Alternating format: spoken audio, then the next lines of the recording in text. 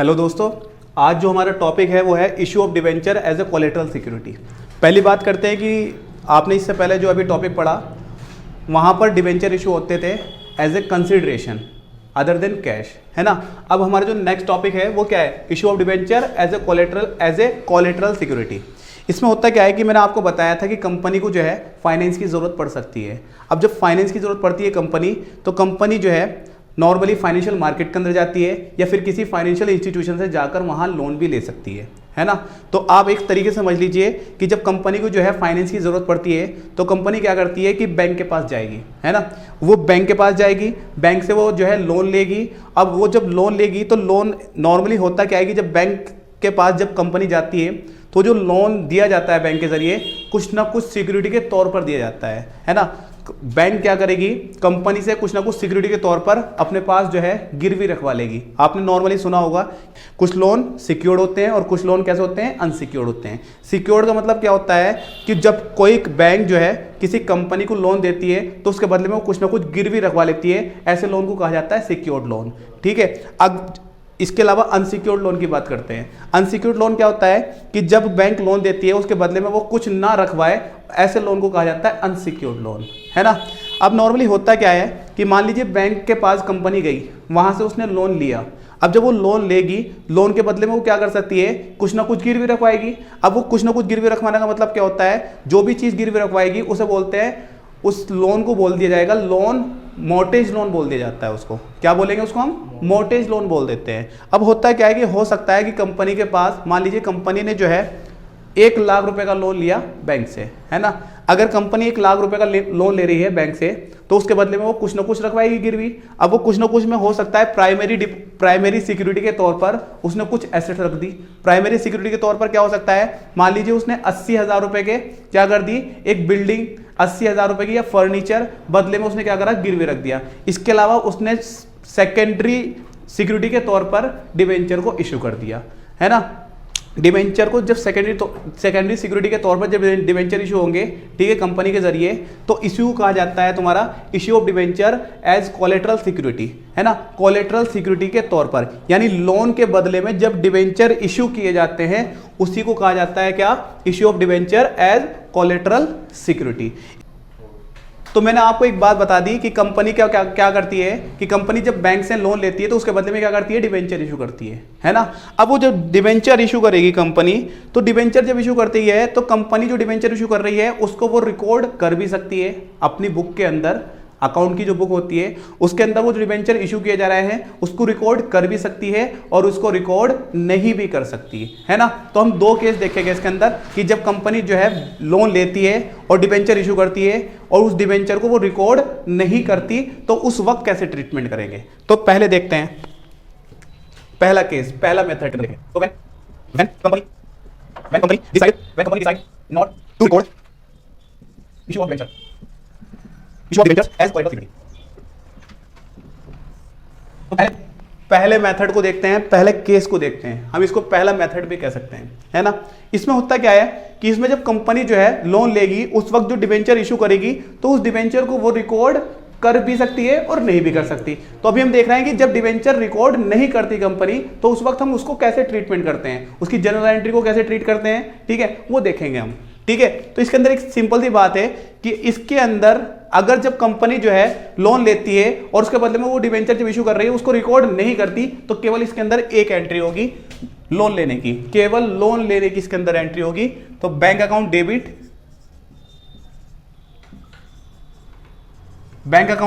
To bank loan, bank account debit to bank loan. मान लीजिए उसने बैंक जो लोन लिया है वो 10 लाख रुपए का लिया, एज्यूम कर लीजिए 10 लाख रुपए का बैंक लोन लिया है। एक एंट्री होगी और इस एक एंट्री के अंदर जो नरेशन है वो बहुत इंपॉर्टेंट है। इसमें जो नरेशन है वो बहुत इंपॉर्टेंट है। तो नरेशन के हिसाब से इसमें जो नरेशन बनेगी, loan taken from bank, loan taken from bank, loan taken from bank and जितनी भी अमाउंट के डिवेंचर इशू किए गए हैं एज ए कोलेटरल सिक्योरिटी उसको यहां नरेशन के अंदर बता दिया जाएगा, ठीक है। तो मान लीजिए डिबेंचर जो है यहां पर जो इशू किए गए हैं एज ए कोलेटरल सिक्योरिटी, जो डिबेंचर इशू किए गए हैं, मान लीजिए डिबेंचर जो यहां इशू किए गए हैं एज ए कोलेटरल सिक्योरिटी वो 12 लाख के किए गए हैं, एज्यूम कर लीजिए 12 लाख के डिबेंचर इशू किए गए हैं। तो हम नरेशन के अंदर क्या दिखाएंगे, loan taken from bank and 12 lakh rupees debenture deposited, 12 lakh rupees debenture deposited to bank as collateral security. ये आपकी हो गई नरेशन, है ना।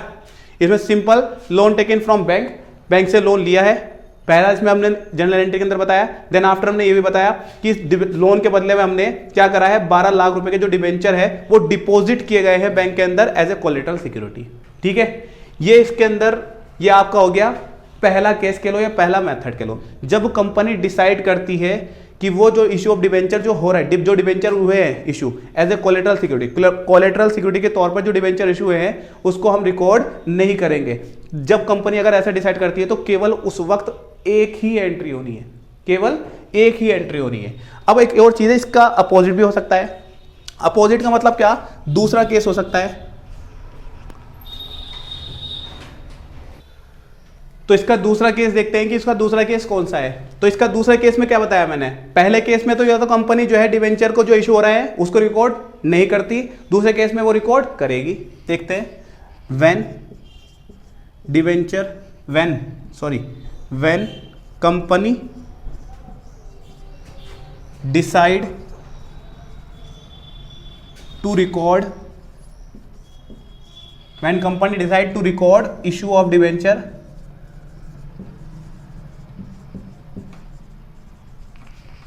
As collateral security, as collateral security. जब कंपनी डिसाइड करती है कि जो डिबेंचर इशू हुए हैं एज ए कोलेटरल सिक्योरिटी उसको रिकॉर्ड करना है, तो उस वक्त जनरल एंट्री कैसे करेंगे, उस वक्त का ट्रीटमेंट देखते हैं, है ना। तो उस वक्त केवल 2 एंट्री होगी। अगर कंपनी डिसाइड करती है कि डिबेंचर को रिकॉर्ड करना है तो उस वक्त केवल 2 एंट्री होगी। देखो, डिबेंचर अगर रिकॉर्ड नहीं करने तो केवल 1 एंट्री, और अगर डिबेंचर को रिकॉर्ड करना है तो 2 एंट्री, है ना। तो 2 एंट्री में पहली एंट्री तो वही है लोन लेने की, तो बैंक अकाउंट डेबिट हो जाएगा, bank account debit to bank loan.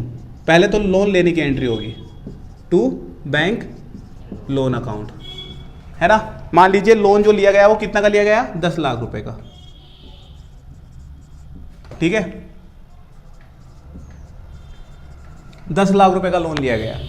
इसके बाद क्या होगा, इसके बाद उसने बोला है कि जो डिबेंचर इश्यू हुए हैं उसको रिकॉर्ड करना है, तो उसकी एंट्री होगी। अब एक चीज और है, यहां पर जो कंपनी ने डिबेंचर इशू किए हैं, क्या कंपनी के पास पैसे आ रहे हैं, कुछ भी नहीं आ रहा। डिबेंचर जरूर जा रहे हैं मगर कंपनी के पास पैसे नहीं आ रहे हैं। तो कंपनी के पास पैसे नहीं आ रहे हैं तो, और एक और चीज है, वो जो डिबेंचर जा रहे हैं, पहली बात ये समझिए कि जब डिबेंचर इशू करती है company as a collateral security, तो इसका मतलब ये नहीं कि उसने कंपनी को, उसने बैंक को जो है डिबेंचर दे दिए है। एक्चुअल में वो डिबेंचर जो दिए गए हैं वो सिक्योरिटी के पर्पज से दिए गए हैं, केवल सिक्योरिटी के तौर पर। अगर मान लीजिए कंपनी कभी भी डिफॉल्ट होती है, कंपनी ने जो लोन लिया है अगर उसका वो पेमेंट नहीं कर पाती, तब जाकर बैंक क्या करेगी, उन डिबेंचर को एक्चुअल में कन्वर्ट करवा लेगी डिबेंचर, और एक्चुअल में डिबेंचर होल्डर बन जाएगी। इससे पहले जो डिबेंचर कंपनी बैंक के पास गए हैं वो एज ए सिक्योरिटी गए हैं, वहां पर बैंक डिबेंचर होल्डर नहीं है ना, बस रिकॉर्ड करना है। इसलिए हम क्या करेंगे, इसकी एंट्री जो दूसरी एंट्री बनेगी, debenture suspense account debit, debenture suspense account debit, और जितने परसेंट डिबेंचर जा रहे हैं 2% डिबेंचर्स अकाउंट। मैंने अभी एग्जांपल दिया ऊपर, मान लीजिए यहां पर डिबेंचर देखो इशू किया, देखो लोन लिया गया था 10 लाख रुपए का, और डिबेंचर जो इशू किए गए थे एज ए कोलेटरल सिक्योरिटी वो कितने, 12 लाख रुपए के, तो अमाउंट आ जाएगी यहां पर 12 लाख।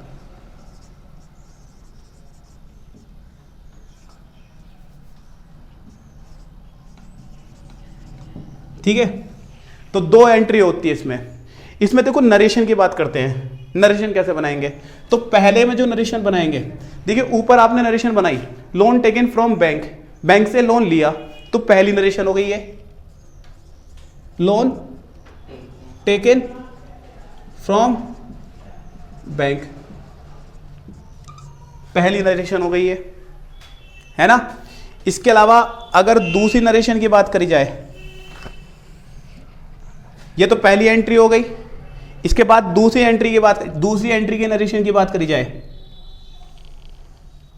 है ना, दूसरी एंट्री के नरेशन की बात करी जाए, तो दूसरी एंट्री में जो इसके अगला पार्ट था, ऊपर वाली जो नरेशन जो हमने कंप्लीट नरेशन बनाई थी, उसका अगला पार्ट कि 12 lakh rupees debenture deposited into bank as a collateral security. दूसरा तो 12 lakh rupees debenture deposited into bank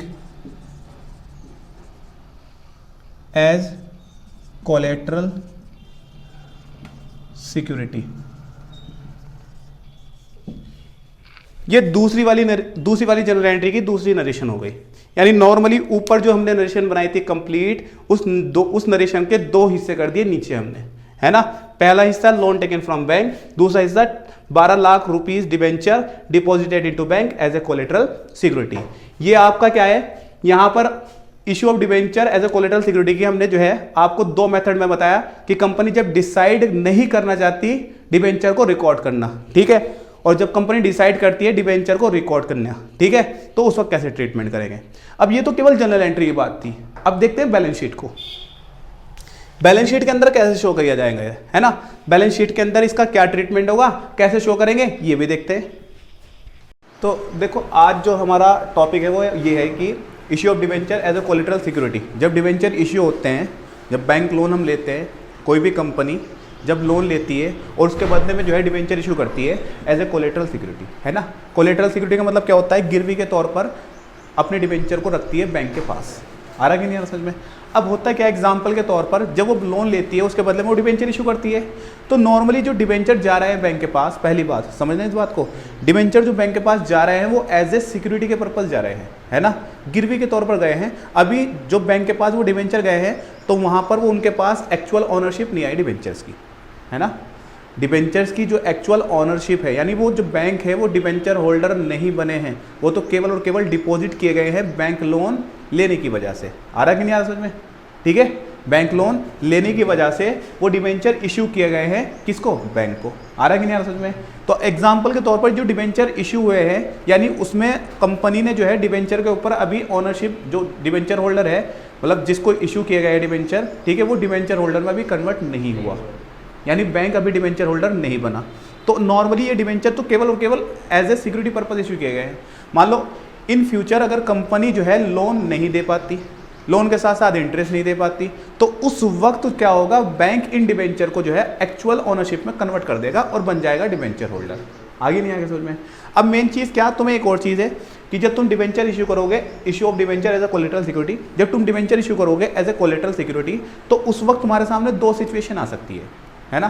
company ये भी कह सकती है कि भाई जो डिवेंचर इशू हो रहे हैं एज ए कोलेटरल सिक्योरिटी हम उसको रिकॉर्ड नहीं करेंगे। क्यों, क्योंकि भाई एग्जांपल के तौर पर जब डिवेंचर जो इशू हुए हैं वो डिवेंचर एक्चुअल में इशू कोई हुए, वो तो सिक्योरिटी पर्पज से इशू हुए, आ रहा है कि तो उसको कहती है कि भाई हम इसको रिकॉर्ड करके क्या करेंगे, रिकॉर्ड हम करते ही नहीं इसको, है ना। तो उस वक्त कैसे शो करेंगे बैलेंस शीट के अंदर, है ना, उस चीज़ को, ठीक है। इसके अलावा दूसरी सिचुएशन क्या हो सकती है, दूसरी सिचुएशन में ये हो सकता है, मान लो अगर सेकंड सिचुएशन की मैं बात करूँ, सेकंड मेथड की बात करूँ, सेकंड मेथड की बात करूं तो कंपनी क्या कह सकती है कि भाई जो डिवेंचर इशू हो रहे हैं एज ए कोलेटरल सिक्योरिटी उनको रिकॉर्ड करो, यानी बैलेंस शीट के अंदर उनको क्या करना है, रिकॉर्ड करना है। तो ऐसी सिचुएशन में बैलेंस शीट के अंदर जो डिवेंचर है जो इशू हो रहे हैं, ठीक है, लोन के बदले में, उसको कैसे शो करेंगे ये भी देखेंगे। आ रहा है कि नहीं उसमें। बाकी एक बात याद रखना है कि बैलेंस शीट के अंदर देखो, जब बैलेंस शीट हम बनाते हैं तो बैलेंस शीट के अंदर होता क्या है कि बैलेंस शीट के अंदर 2 ही मेन हेडिंग होती है, इक्विटी एंड लायबिलिटी, और दूसरी तरफ एसेट्स। इस इक्विटी एंड लायबिलिटी के अंदर डिवेंचर जो होता है वो लॉन्ग टर्म लोन होता है, इस बात को रखना कंपनी के लिए, है ना। तो कंपनी के लिए वो लॉन्ग टर्म लोन होता है, तो इसीलिए उसको कहाँ दिखाएंगे, नॉन करंट लायबिलिटी के अंदर, नॉन करंट लायबिलिटी के अंदर भी लॉन्ग टर्म बोरोइंग के अंदर उसको शो किया जाता है, ठीक है, डिबेंचर्स को।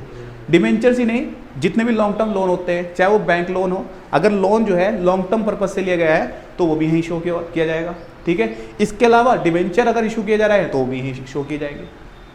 समझ में आ रहा नहीं आ रहा? बैलेंस शीट के अंदर कुछ भी चीज नहीं होगा अगर सिचुएशन बदलती है। सिचुएशन दो हो सकती है, अगर दो सिचुएशन तुम्हारे सामने आती है तो केवल वर्किंग नोट में चेंज होगा, आ रहा नहीं में, ठीक है।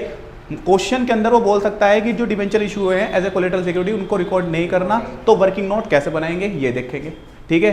क्वेश्चन के अंदर ये भी बोल सकता है कि जो कंपनी इशू कर रही है एज ए डिबेंचर इशू कर रही है एज ए कोलेटरल सिक्योरिटी, उसको रिकॉर्ड करना है, तो उस वक्त वर्किंग नोट कैसे बनाएंगे ये भी देखेंगे, ठीक है। तो when company decided to record issue of debenture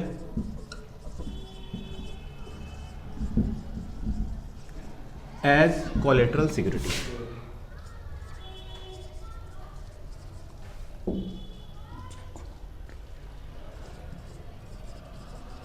ठीक है। तो केवल वर्किंग नोट में चेंज करना है, इसके अलावा और कुछ नहीं चेंज नहीं करना। और आज हमारा टॉपिक यही है कि जो डिबेंचर इशू हो रहे हैं, ठीक है, एज अ कोलेटरल सिक्योरिटी, ठीक है, बैंक लोन के बदले में उसको कैसे शो किया जाएगा बैलेंस शीट के अंदर, यानी लोन को भी और साथ ही साथ वो जो डिबेंचर इशू है उसको भी किस तरह से बैलेंस शीट के अंदर शो करेंगे ये देखेंगे, ठीक है। तो सबसे पहला मेथड देखते हैं हम, है ना। पहले मेथड का मतलब क्या? पहले मेथड का मतलब यह है कि कंपनी क्वेश्चन के अंदर जब तुम क्वेश्चन करोगे तो वहां ये सिचुएशन आ सकती है कि जो डिबेंचर इशू है as a collateral security bank loan के बदले में, ठीक है, उसको रिकॉर्ड नहीं करवा सकती, तो उस वक्त वर्किंग नोट कैसे बनेगा ये देखते हैं, है ना। तो वर्किंग नोट का मतलब क्या होता है? देखो वर्किंग नोट का मतलब, वर्किंग नोट क्यों बनाते हैं हम, है ना। तो वर्किंग नोट इसलिए बनाते हैं क्योंकि जो डिबेंचर है ना, यहां शो किए जाते हैं और इस मेन हेडिंग को जो है ओपन नहीं किया जाता। इस मेन हेडिंग को अगर ओपन करना है तो इसके लिए तुम्हें क्या करना पड़ेगा? एक वर्किंग नोट बनाना पड़ेगा। आ रहा कि नहीं आ रहा समझ में? ठीक है, तो लाइक लॉन्ग टर्म बोरोइंग, है ना, लॉन्ग टर्म बोरोइंग, ये तुम्हारी क्या हो गई?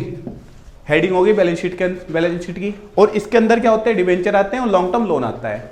तो सबसे पहली चीज देखो, मेन चीज क्या है कि जब तुम लोन लोगे, है ना, तो लोन लेने की एंट्री होगी और लोन के बदले में तुमने डिबेंचर इशू किए, उसको भी बताना पड़ेगा।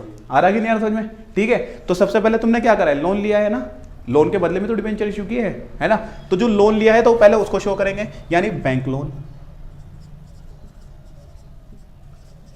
और जो ये बैंक लोन है, ठीक है, ये बैंक लोन जो तुमने लोन लिया है तुमने, उसके बदले में तुमने डिबेंचर इशू किए हैं एज ए कोलेटरल सिक्योरिटी, तो इसके आगे ब्रैकेट के अंदर तुम बता दोगे कि जो लोन है वो कोलेटरल सिक्योरिटी के पे है। आ रहा है कि नहीं आ रहा समझ में? तो लिखो on collateral security of percentage debenture, जो भी अमाउंट होगी वो दिखा देंगे, ठीक है, वो दिखा देंगे। अब देखो मेन चीज क्या, जैसे बैलेंस शीट के अंदर, बैलेंस शीट में 2 साल का बैलेंस होता है, एक होता है प्रीवियस ईयर का बैलेंस, एक होता है करंट ईयर का बैलेंस। क्योंकि कंपनी 2013 ने कभी भी सिंगल बैलेंस की बात नहीं करी है, वो कहता है कि बैलेंस शीट जब भी बनाओ तो प्रीवियस ईयर का बैलेंस लो और करंट ईयर दोनों का साथ में लेके चलो। तो इसी तरीके से वर्किंग नोट में भी हम क्या करते हैं? प्रीवियस ईयर और करंट ईयर का बैलेंस दिखाते हैं, है ना।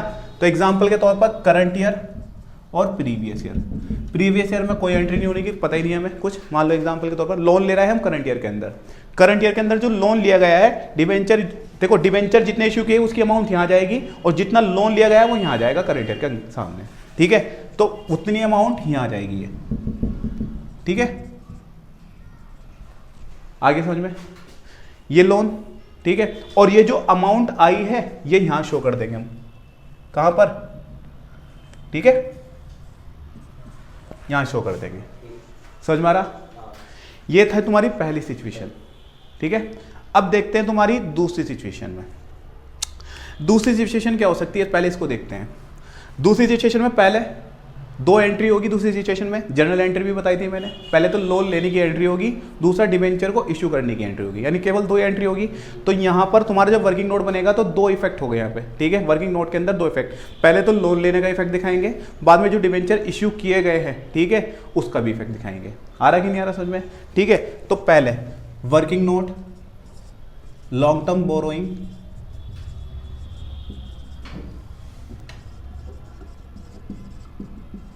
ठीक है। इस लॉन्ग टर्म बोरोइंग के अंदर सबसे पहले जो लोन लिया गया है पहले उसकी दिखा दो इफेक्ट, है ना।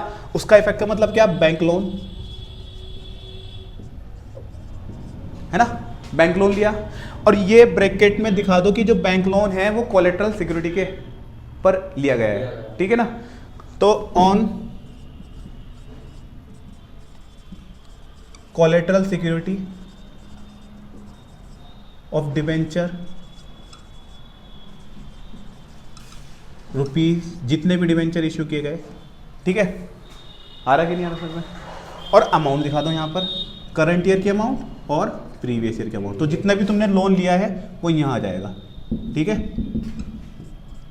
और अगर प्रीवियस ईयर में भी तुमने लोन लिया होगा तो वो भी यहाँ दिखा देंगे हम। आगे नहीं आगे समझ में, मगर फिलहाल यहाँ दिखाएंगे, आगे समझ में, ठीक है। इसके बाद इसकी जो दूसरी एंट्री होगी, दूसरा इफेक्ट होगा। दूसरा इफेक्ट क्या होगा, दूसरा इफेक्ट ये होगा कि आप डिबेंचर इश्यू कर रहे हो और वो जो डिबेंचर इश्यू हो रहे हैं उसको कंपनी क्या कर रही है, रिकॉर्ड करवा रही है बैलेंस शीट के अंदर, है ना। रिकॉर्ड का मतलब क्या, केवल वर्किंग नोट के अंदर शो होगा। वर्किंग नोट को मैं सिंपल शब्दों में, जब तुम डिबेंचर इश्यू करोगे तो डिबेंचर आएंगे तुम्हारे सामने, यानी परसेंटेज डिबेंचर, है ना, परसेंटेज डिबेंचर, जितने भी रुपीस के तुमने डिबेंचर इश्यू किए हैं सामने आ जाएंगे, ठीक है। अब एक चीज और है कि जो डिबेंचर इशू किए गए हैं ये एक्चुअल में इशू कोई किए गए हैं, ये तो डिपॉजिट किए गए हैं बैंक के पास एज ए सिक्योरिटी पर्पस। यहाँ पर जो बैंक है वो एक्चुअल में डिबेंचर होल्डर अभी है ही नहीं। डिबेंचर होल्डर बनेगा कि नहीं बनेगा ये भी सस्पेंस है, तो इसीलिए एक सस्पेंस अकाउंट खोल देते हैं जिसे बोलते हैं डिबेंचर सस्पेंस अकाउंट, ठीक है। और वो यहाँ से माइनस कर देंगे वो अमाउंट, उतनी अमाउंट जितने डिबेंचर इशू किए गए वो अमाउंट अभी सस्पेंस है, तो इसीलिए उसको हम क्या कर देंगे, माइनस कर देंगे जितने डिबेंचर इशू किए गए हैं, ठीक है। तो लेस डिबेंचर सस्पेंस अकाउंट, जितने भी डिबेंचर इशू किए गए हैं, ठीक है, उतनी अमाउंट क्या कर देंगे, माइनस कर देंगे। इस तरीके से डिबेंचर की जो अमाउंट होगी वो क्या जाएगी, नील हो जाएगी, जीरो, ठीक है। आएगी नहीं आएगी समझ में। यानी केवल लॉन्ग टर्म बोरोइंग के अंदर केवल जो है बैंक लोन की अमाउंट दिखाई जाएगी। बैंक लोन की अमाउंट क्या आ जाएगी, यहाँ आ जाएगी, आएगी नहीं समझ में। देखो बैलेंस शीट के अंदर तो बैलेंस अगर तुम देखोगे लॉन्ग टर्म बोरोइंग में कोई भी चेंज नहीं हुआ, और लॉन्ग टर्म बोरोइंग के अंदर केवल जो बैलेंस आ रहा है वो किसका आ रहा है, बैंक लोन का आ रहा, ठीक है। डिबेंचर जो इश्यू किए जा रहे हैं उसका जो है बैलेंस अभी आया ही नहीं, क्योंकि हमारे लिए वो लाइबिलिटी बनी ही नहीं। लाइबिलिटी कब बनेगी, जब वो एक्चुअल में डिबेंचर होल्डर बन जाएंगे। अभी तो वो डिबेंचर होल्डर है ही नहीं हमारे लिए, तो वो लाइबिलिटी बनी ही नहीं। तो लाइबिलिटी बनी नहीं तो इसलिए उनका डिबेंचर की अमाउंट यहाँ शो की नहीं, बस वर्किंग नोट के अंदर हमने इस तरह से शो कर दी, ठीक है। इसी तरीके से तुम्हारी बैलेंस शीट बनाई जाती है, ठीक है। अब देखेंगे हम अगला क्वेश्चन के अंदर किस तरीके से जो है शो करेंगे ये देखेंगे, ठीक है।